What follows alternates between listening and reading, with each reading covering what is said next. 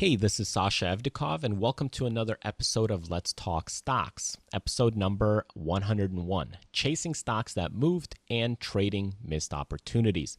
So in this episode, what I'd like to focus on is stocks that have already moved a little further either to the upside or the downside.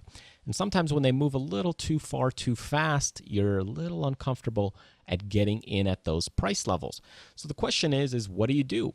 How do you think about these things, and how can you manage the risk? So that's kind of my goal for today, is to look at those things and how I handle those situations, and maybe give you some insights of how maybe you could handle the situations. Now, I know every person trades a little bit differently. We all have different risk tolerances. So if you have a different risk profile, you might trade a little differently than I do, or think a little differently than I do. But my goal with this session is to just give you a different perspective, and maybe it helps you find your way or your edge. Now, before we get into this lesson, what I'd like to do is just share with you some quick news and what's coming. Now, I'll try to do this periodically from time to time from now on, so you understand what I'm working on if you're following me and you're just curious about the things that are in progress. So we'll just make this pretty quick. I have new critical charts that should be posted tomorrow, Friday the 9th. So my goal is to work on those kind of in the afternoon session and get those up by evening time or so, Eastern time. So you should get those Friday morning, if not definitely Saturday morning time. The other thing is coaching and mentoring price change. So we've been doing a lot of coaching and mentoring over the last year, and I put this up as a little introduction to, number one, connect with other people, and number two, to just really give back and contribute to one-on-one sessions, because the quickest way to learn is to study with someone else, like a mentor or a coach. So that's why I wanted to extend these sessions. So when I first started these, I wasn't sure what the demand would be. I wasn't sure if people would be interested in this. But that first year, over the last year, I truly thank you for those of you that have been a part of these sessions, because they have been fantastic sessions. I've learned a lot, and I know that the people that got the sessions have learned quite a bit as well. So after doing a bunch of these over time, they are time consuming, so I do need to raise the rates of these sessions, only because the initial rate that I put up was a very discounted introduction rate. Again, just as a little way to contribute for those of you that have been following me early on. So now what's going to happen is we are going to raise the rate. So if you're still interested to book it at this rate, at this discounted rate, you can go ahead to this page over here. It's under coaching pay per minute, and then just scroll down and you can book your session. You can even pre-book multiple sessions if you like. And then once you do that, just go ahead and schedule a few time slots for yourself. But in either case, I'll send you some newsletters to remind you about this, that the change is coming. So in case you forget, the people that are on the newsletter list will know that this is coming and when the last day is, but it'll be in about a week and a half or so. So take a look at that if you're interested in a one-on-one coaching session, because those sessions are typically that you learn the fastest when you have someone watching you, when you have that interaction one-on-one. And really, it's the quickest way to learn and the most value, because there's someone really looking at your stuff. And we can look at either your charts, we can look at your trading system, your style. Maybe you just want some insights on getting started. That's really what we do in those one-on-one sessions, because it's all about you. The next thing is I still have in progress the options course. So that's kind of the main thing I'm working on, besides a few other tweaks here and there, personal things. And after we get the options course done, I do plan to upgrade one of the courses, if not one or two other courses, and throw in some more bonus material. For example, the first one that we'll be doing is Understanding the Stock Market course. Now, that's still a little bit further away, maybe coming into already January of the next year. So first we need to get the options course out, and then we'll be doing the upgrade for the Understanding the Stock Market course. And I'll give more details into that as we approach and get closer, kind of like getting an upgrade, right? Because that course has been out for a while. It's still good, but there's some additional material that I do want to cover. And much of that course will be free for the upgrades for the people that already have the course. So if you already have the course and you've purchased the course, you're going to get basically a free upgrade. So it's not like you have to be scared to wait for the upgraded version. You can still buy that course, and then I'll go ahead and do the upgraded version here sometime in the future here, shortly after we finish up the options course. So that's kind of what the quick news is and what's coming, what's in progress. And now let's get into the lesson itself. So the big thing when it comes to chasing stocks and stocks that move and missed opportunities is really the fear of missing out. That's probably the biggest problem that I see with most traders. And the fear of missing out is a huge problem, especially if you're new. And one of the reasons is that new traders, they really want to make money from this new skill they just learned, which is stock trading. They kind of want to jump into it and say, hey, I'm missing out. I should be making more money. But in reality, you're still new. You need to learn to walk before you can run. So they try to rush the process. So they try to jump into stocks that are moving a little bit too quick or already exploded to the upside because they just assume, hey, I missed it and now I want to get in. Now, in addition, for new traders, they also want to make up the differences from their losses or are greedy to make more. So the differences in making up your losses is probably one of the bigger things, because once you're new and you're just getting started, if you had a few losses and a handful of losses, then what's going to happen is you're going to want to get into stocks that are powering higher and exploding to the upside because you are losing money. So you're going to want to make up those differences, and then in the end, you again miss out on stocks that are exploding to the upside because they pull back, because stocks naturally and normally pull back. So what do I personally do in these situations, or what typically happens? Well, typically for me, the way that I proceed or approach this concept is if a stock is extended, it is beyond its normal range, I do not chase it. And the reason is because I am in a dangerous spot, okay?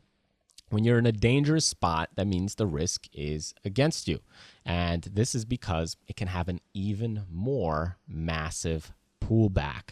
So that's kind of the main problem with these kinds of moves and stocks that are a little bit overextended, because stocks don't go up forever. They have pullbacks, they come back into other support and resistance levels, and the bigger the spring that they have to the upside, the bigger the massive the pullback that they have. So if we take a look here on screen and on paper here, when you look at a stock, okay, typically if a stock is moving, let's just say it's moving to the upside like this, okay, as the pullback and the wavelength increases, the amount of movement to the downside is going to be kind of relative to the amount of move to the upside. But if you have this wavelength like this, and then you have another one that explodes further to the upside, the amount of that pullback that's going to come back is even more massive. And that is just that spring effect that happens within those stocks. So the bigger the move to the upside that you have, the bigger the pullback. It's just a normal cause and effect relationship. So that's one thing that you want to be very cautious about when you're trading these stocks or trading stocks that are moving to the upside, that are overextended. So if we take a look here on screen and we just look at a few examples, you can see that here I have SE Spectra Energy. So here's some things that happen when you're new and when you're just getting into stock trading, and you start looking at stocks that move in a big way like this on a weekly. Or if you take a look at the monthly, you can see it really powering and exploding higher. But typically, if you're new, you're going to look at something like this, where the stock is moving, but it's moving very lightly. And then what happens is that stock explodes to the upside. So you could see that right here, we had that massive explosion. We had that gap up right there, and then that stock just continues to explode. Of course, we had that volume coming in right there, which moved stock. Now, the problem with this is that if you have such a large move in this movement, let's just say this stock tops out at 45. I don't know where it's going to top out at, but let's just say it tops out at 45. When you have an angle of like this and a stock tops out at 45, the chance of it pulling back, or the range of the pullback because of this move, the typical normal pullback is 50%. So if we have the distance from here to here of that movement, or even from here to here of that movement, our typical distance is about halfway. So we could expect a pullback to come back to this level and still be normal, right around the $40 level, because the breakout was right around, let's say, 37, and we go to 45. So take those two numbers, add them together, and divide by 2. And that stock can come right up there, and then what it'll do is come back here, and then it could bounce right there, and everything would be just fine. But the problem with many people is they get really scared, is when they get in it somewhere around this price level, and then that stock starts pulling back to a healthy normal level, and they get out right before it bounces because they're scared of that pullback. So that's kind of the problem and the issue that happens with these stocks. And when you look at it on other stocks, let's just say, here's another one, TLYS. Okay, so the same thing here is basically the stock movement, the volatility of that stock was a lot lighter. It didn't move a lot per day. And then what you see happening is right here, the stock starts to pick up some speed. And you can see the volume that starts to follow through. Then we gap up and the stock continues moving. Now, if you look at this line that I drew right over here at 872, and we take a look at the weekly, you can see that resistance level right there. Okay, and we actually can bring it all the way across into 2014. So there's a few resistance points that I'm watching. Okay, one of them is right here. Another one is here. Another one is here. So those are some resistance points, and even there was some support and resistance in around 2015. So those are some key levels, but as I get into more of the daily action and I'm watching this stock, you can see that if I was trading this on a day-to-day basis, more than likely, I would already think, in my view, that at this level, let's just see here, at this price level, that stock's already extended, okay? And then the stock breaks through, and now I'm thinking, man, how much higher can this go? It's extended. I'm waiting for a pullback. Then again, it keeps going, keeps moving higher. So there's different things that happen. So this stock kind of continues moving without a pullback.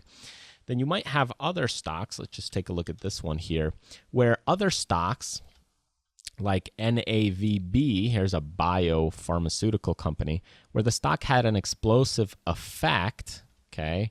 So we break out, stock moves extremely high relative. Again, this is a cheap stock, it's a dollar stock. But then you get a pullback. Okay, so you get that pullback right there. So all of a sudden it creates that pullback. And there's a lot of stocks that do this. If you look at, let's see, KPTI was another one. So here, if we look at the daily, you can see again, this is a little more expensive stock. So here we are at the breakout at about the $7 mark. So there's our breakout. We get to about 11. The stock pulls back, and if you look at what we discussed earlier, the price range, okay, take a look between this point and this point, where did we get to? Okay, we got to roughly about 50%. Okay, and now what's happening? It's trying to hold those prices. So that's why, when stocks are moving to the upside, you need to be really careful because sometimes they have pullbacks. And other times you might not get those pullbacks like the TLYS, TLYS. You might not get a pullback, so they just continue moving higher. So what is it that you do in this kind of situation? So what is it that you could do as a trader or to plan for things? Well, for me, as I look for this, option one is you could wait for a pullback. Okay, they will come most of the time. Most of the time when you're trading stocks and they're explosive like these stocks that I showed you, it could be a Facebook, it could be an Amazon. It doesn't matter which stock. Of course, the range is always going to be relative to the stock price. Okay, the pullback is going to be relative to those stock prices. But basically, most of the time, there will be a pullback that happens. Okay. So you could wait for that pullback and then get in at the pullback range. Now, the other option that you have is to average into your position slowly. So you could buy a few shares, at one price. So if we go into, let's just see on screen here. What I could do is if I'm looking at TLYS and the stock moved from the range of about 670 to about 950 right now, what I could do is go into it and, buy a few shares, let's just say right around this $8 level. I could start out like that. So I'm buying a few shares right there, even though it's a little extended. But if you normally buy 1,000 shares, you don't want to trade 900 shares or 500 shares. You typically want to trade, let's say, 100 or 200 shares, because what happens if it pulls back to somewhere around this level or gets back in and fills the gap? So you want to trade lighter. You want to trade less shares. So you could get in a few shares here, and then if the stock continues to power higher, you could get in, again, a little bit higher. And then as it moves a few points, again, even higher, you could take some shares off. So again, you have to, profit taking is a little bit different than getting in. But if we're talking about getting in properly, this is where you would average in. Personally, I'd rather average in as stocks go up rather than when stocks go down. And that is because a stock that goes down could go down much further or lower. I'd rather have the risk of not making as much than keep averaging and adding good quality money into a position that's losing. So from my point and my perspective, I'd rather get into a stock like this. Or if you look at, let's just say, SE, already for my book, let's just say, I would personally sit out and wait on this stock, because if I look at the weekly, if I look at the monthly, for me, if I wanted to wait on this stock and that was my risk profile, in this case, meaning your risk profile, if you wanted to wait on the stock, then what you do is sit and wait. But if you are the person that wants to get in this stock because you see potential, then what you do is, again, you now get a few shares up here. Then if it goes higher, you can get more shares up at this level. And then again, more shares at a higher level. And that just helps average your position a little bit further and further to the upside. Because the problem is if you really get in a lot of shares at this one price level, at a certain level, and now the stock has a pullback, it becomes very dangerous because you get emotional about the trades. You get really emotional and psychologically messed up as that stock starts pulling back. You get fearful. You start wondering. You start emailing. What is it? What do I do? You start watching the markets more and more. You're not comfortable in trading. You don't have the well-being. You get in that roller coaster ride. So you want to avoid that. You want to trade at a comfortable account level and size, and that's why you average up. If you're averaging down, and I'll just use Netflix as an example because I know it's had some scary moves. As you average down into positions, as we look at Netflix, for example, and you start looking, okay, I'm averaging, let's say, down right here, and then again, I average down here, and this stock continues to move down. I mean, how much more losses can you endure? This really is a difficult thing for humans to psychologically stay sane and stick to their plan, because you keep losing day after day, week after week, and this range of down movement is really about 2 to 3 months. And as you start watching things day-to-day basis, it becomes really scary and panicky. So in general, the option number 2 would be to average into those positions, and that would be my personal recommendation if you want to get into a stock that you already want to get into, but it's already a little extended, so you slowly average into it. And again, you don't want to average into it 1,000 shares right away. So if you normally trade, let's say 1,000 shares, then the way that you could average, and this depends on your personal plan, you could, in one day, you could trade, let's say 200 shares. Then the second day, you trade another, add to that position. Then maybe day number 3, you add another 400 shares. So as you start seeing things happening, you slowly build into it. When would I put in the 400 shares? When the stock goes down and has a pullback, but is still above my 200 shares that I put on initially. Okay, so if I see a stock pulling back and bouncing, that's when I put a little bit of a larger position on. If I see the stock still going higher, I wouldn't have done 400. I would do 200 instead. Okay, and you slowly start building it up. And this, of course, depends on your own trading plan and style and the way that you like to trade. For some people, they would just do maybe 400 shares at a time. Then you go a second round, and now you're at 800, and then you do the remaining 200. Again, this really just depends on you and the type of trading that you want to do. So going back into this, and the final way would be to, if you want to get into a stock or a trade, this is a little bit more advanced, is to sell a put option at a price you want to pay. Now, this is a little bit more difficult if you're new to options and if you don't know about option trading, because it's quite advanced from a general perspective. It's fairly easy from a relative option perspective, but it's a little bit more advanced for the average user. So the way that this works is you need to be then trading stocks that have option contracts. And if you want the basics behind this, you'd have to, I'll give you the basics, but you'll have to do more research on it for the technical way of doing it. But let's just say I want Netflix at 80, okay? And I want Netflix at 80. I feel it's a little overextended, or let's just say 85. What I could do is sell an option premium contract, one contract. And remember, one contract is 100 shares. So what I could do is sell one option contract at the $85 strike price, which they would give me a certain premium depending on how many days out I am from the expiration. If it's 30 days, I'd get a certain amount. If it's 60 days, I'd get a little bit more. So if I'm willing to wait 60 or 90 days for that stock to come back to the $85 price level, then I collect a premium. So what are the advantages to doing this? Well, number one, you get a premium if that stock comes back to 85. And if the stock stays above 85, you get to keep that premium.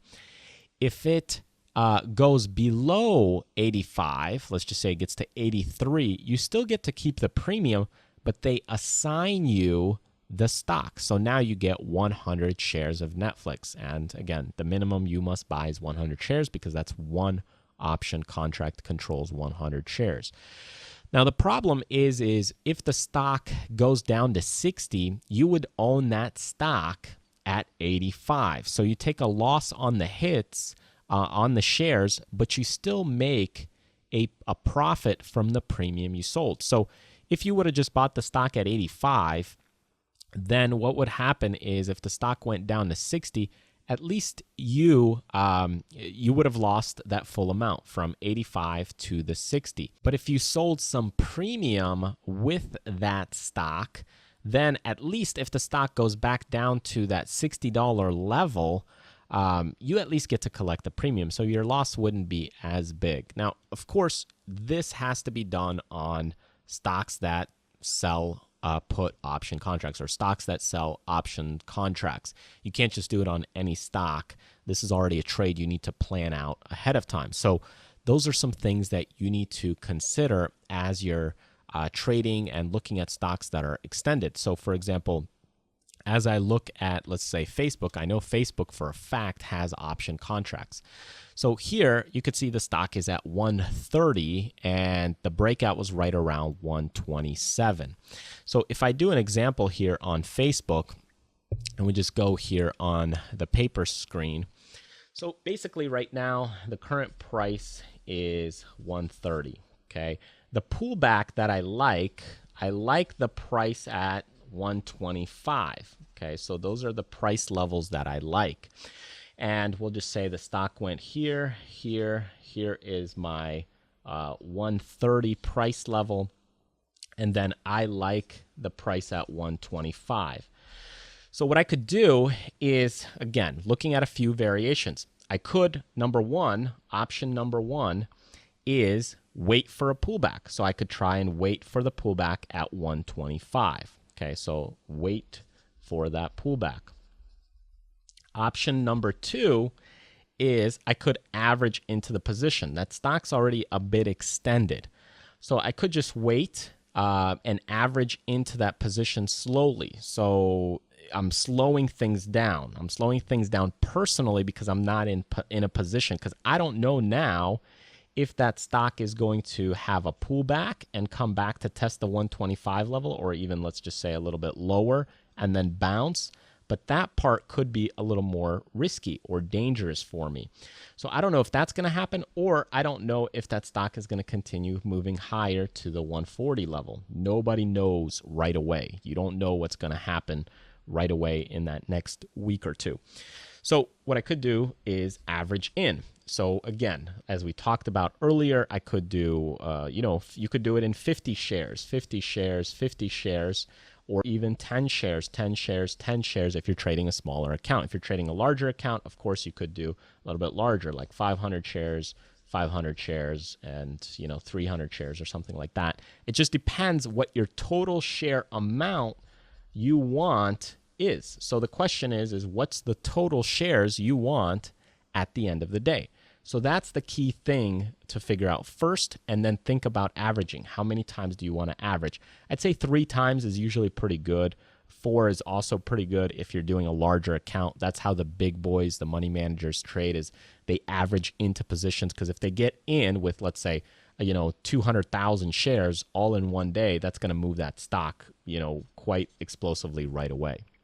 And number 3, the option that you have, number 3 is to sell a put option.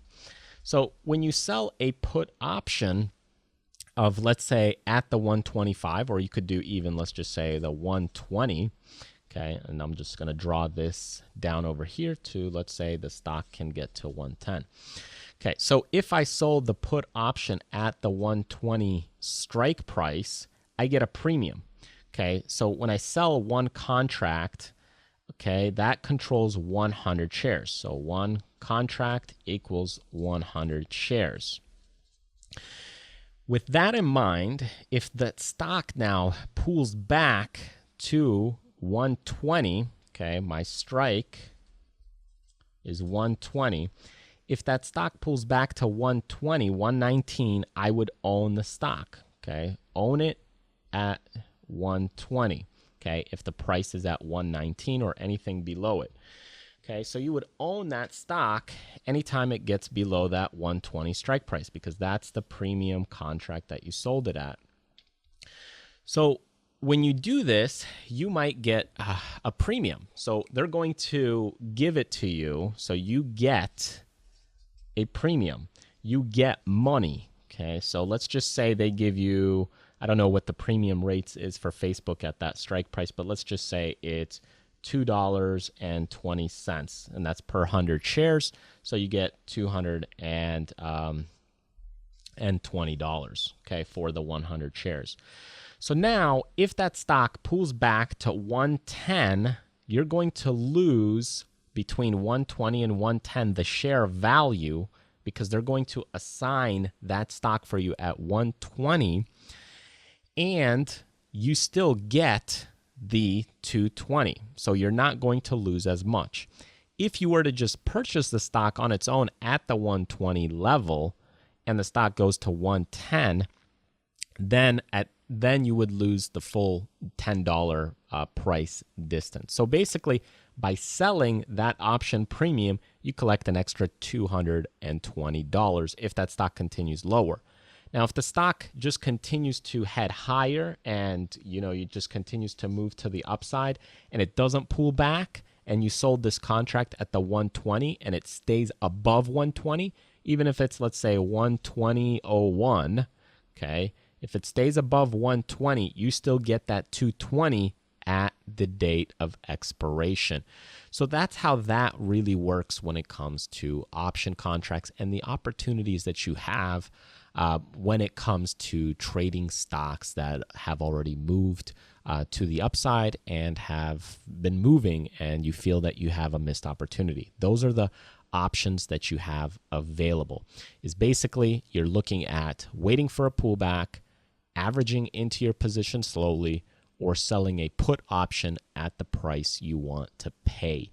That's the best way to manage the risk. And of course, as you get in and out of positions, selling some shares, buying some shares back as they pull back and as they power higher, that of course is a personal style and strategy method. But in general, this is some of the things you need to take into account to manage that risk in the market if a stock is overextended. So thanks for joining me in this week's lesson. I hope you found it helpful. There's a lot of things that we covered, and if there's anything that's a little bit over your head and you want to get a one-on-one session with me, then by all means go to the Traders Fly website, into the coaching pay-per-minute session, and book a session, because these things won't stick around much longer, at least at this price rate. Now, if you want to stay up to date on all the material that I have, make sure you get in check with all the things that I do, then go to the bottom and you can just click here to sign up to the newsletter list. And when you do that, you just enter your name and email address right there, hit the sign up button, and you'll be taken to a confirmation page. Once you get that, you're all set, ready to go, and you'll get the emails that come out on Thursdays, along with any lessons and new things, sales, promotions that I do. I don't do sales and promotions that often, but when I do let the newsletter members know. So those are some things that will keep you in the loop and keep you in check.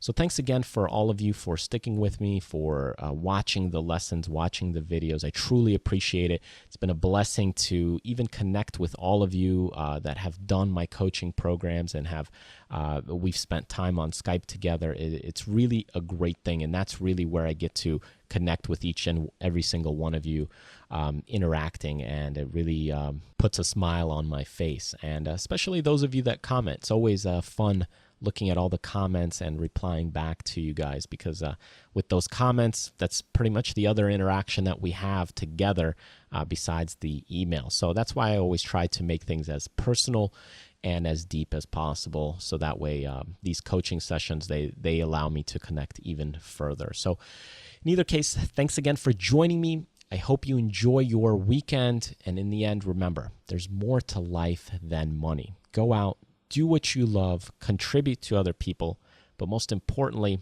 live life abundantly. Have a great weekend, and I'll see you next time.